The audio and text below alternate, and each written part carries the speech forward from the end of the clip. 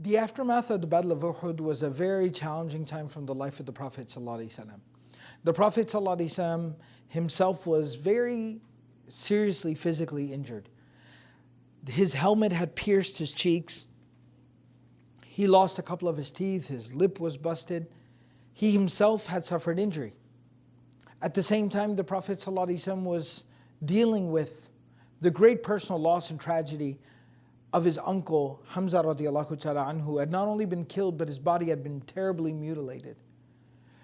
And the Prophet ﷺ was carrying the burden of consoling the families of 70 Sahaba who had fallen in the Battle of Uhud.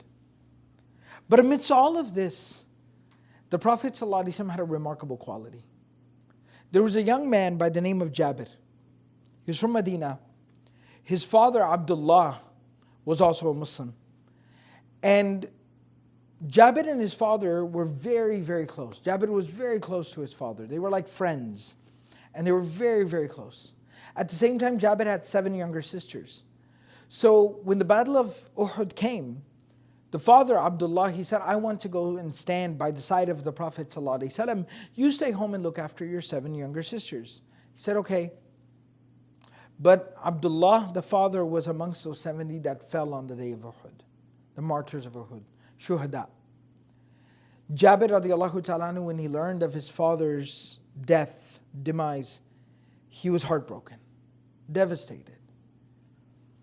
And not only that, but Jabir radiallahu ta'ala anhu went overnight. Overnight, he went from being a young man, a son, to now being like a father to his 7 younger sisters, being the head of the household, being the primary earner for his family. All of that responsibility fell on this young man. And somehow in between there, he was still grieving the loss of his own father, who he missed very, very dearly. The Prophet ﷺ, in spite of everything that he personally was dealing with, the remarkable quality of the Prophet ﷺ was the empathy of the Prophet ﷺ, and his ability, his awareness, his empathy, and his ability to be able to see and hear and sense someone else's pain and somebody else's tragedy. That in the middle of dealing with so much, the Prophet ﷺ reaches out to Jabir and he consoles Jabir, not one but multiple times. He tells Jabir that Allah subhanahu wa ta'ala, angels have continued to cover Jabir. He tells Jabir, angels have continued to cover your father with their wings to not let the sunlight directly hit his body since he has fallen in the battlefield. Allah has honored and given your father a remarkable place in paradise. One other time, the Prophet ﷺ received a robe as a gift, like an overcoat. And he was wearing it, and Sahaba were admiring it, saying, oh, that's very nice. And Jabir was amongst them, and Jabir said, it looks very nice. And he said, you know what's nicer than this? The garments, the clothing that Allah gave to your father in paradise.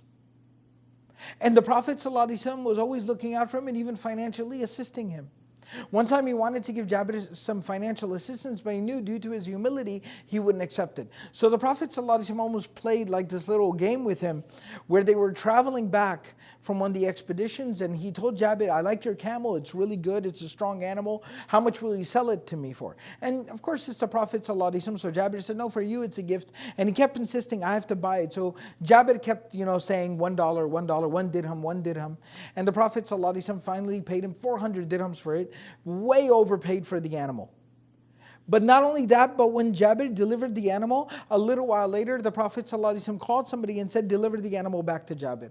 So he bought his camel from him and a little while later gifted it back to him. That was how the Prophet ﷺ provided some financial assistance to Jabir in his very difficult personal situation.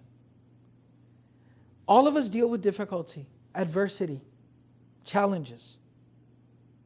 But the truly remarkable are those who do not lose their empathy, but they can still see and hear and feel and care about the pain of others and do something about it. May Allah subhanahu wa ta'ala make us from amongst those amazing people.